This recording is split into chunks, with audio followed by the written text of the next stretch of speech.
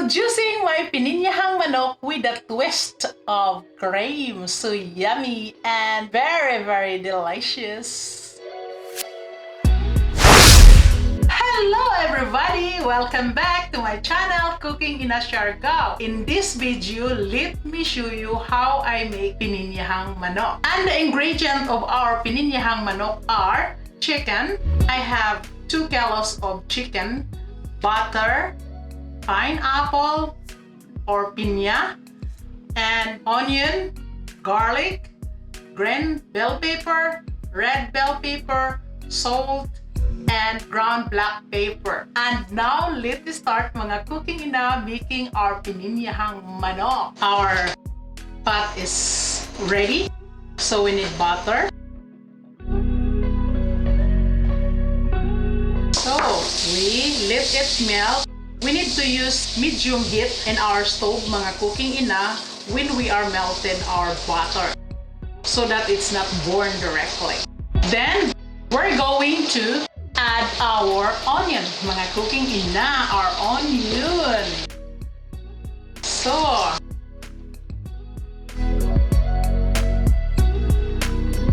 then we're going to add our garlic.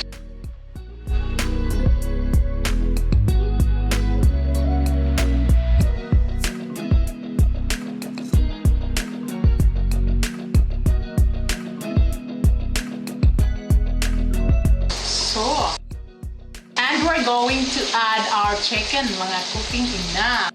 We do like this.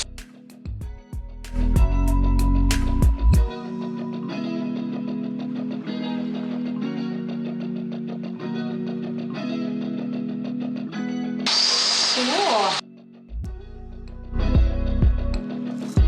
then we mix mga cooking ina together with our salt. We add our salt.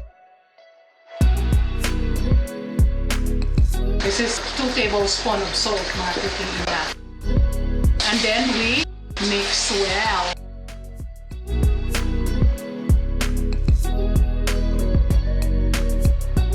I make a lot mga cooking ina because my boys loves this very much too. This is one of their favorite.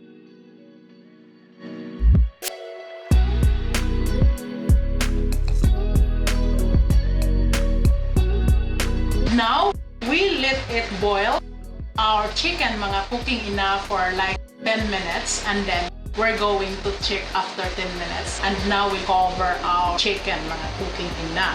So, and now after 10 minutes we're going to check our chicken mga cooking ina. Look! Wow! Oy, oy, oy! Look at this one mga cooking ina. And we're going to add our brown black pepper mga cooking ina. We do like this.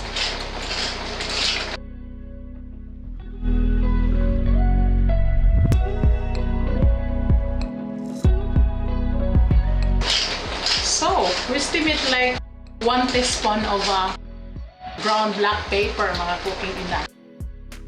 And we're going to mix mga cooking ina.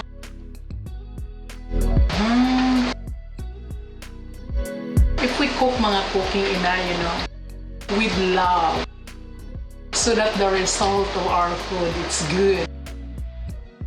Di ba mga cooking ina?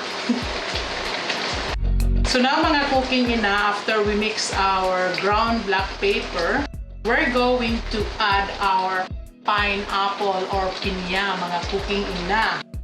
We do like this. Our pineapple.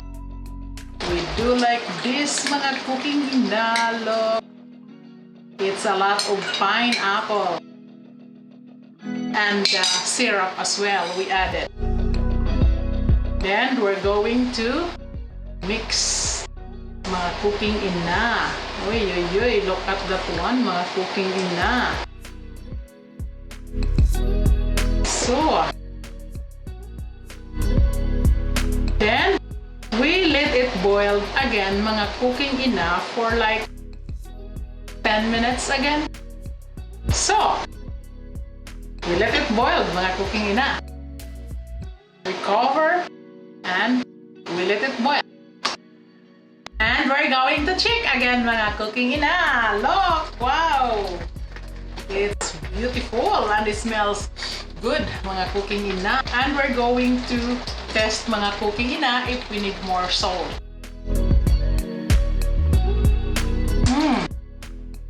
It's very good. It's so yummy. It's so good, mga cooking ina. But I'm going to add little bit of salt.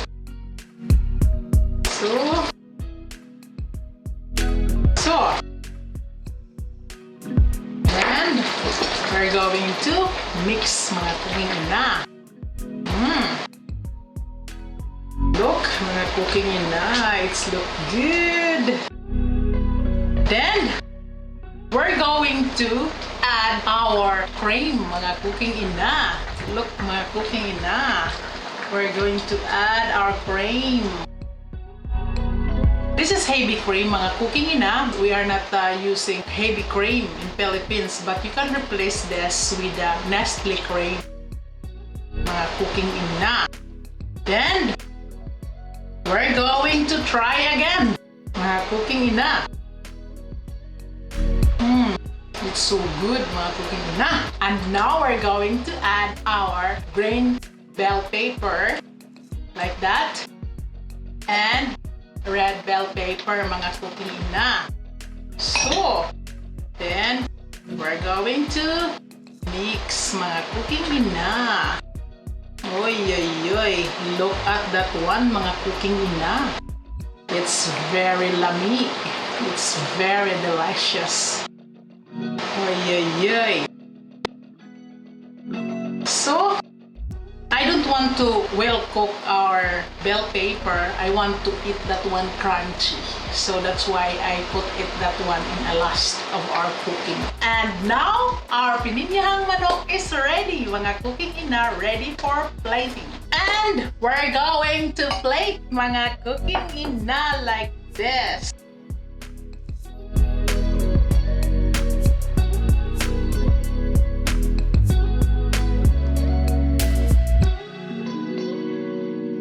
Do like this, mga cooking ina. Oy, oy, oy. Look. So. Then. Oy, oy, oy. Look, mga cooking ina. Now, our pininyahang manok is ready and plated, mga cooking ina. And we're going to try, mga cooking ina. We try. I'm excited, mga cooking ina, because this is very good. So, we do like this, mga cooking ina. Look at that one, mga cooking ina.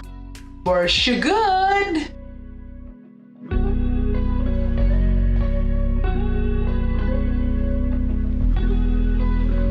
It's very good, mga cooking ina. It's so yummy. And now, thank you very much for joining me here in my kitchen making our pininyahang manok. It's not only look good, but it's so yummy, mga cooking ina. I hope you will try this in your kitchen for your family as well. And don't forget to like, share, comment, subscribe, and press the bell button for your notification. Bye! God bless everyone!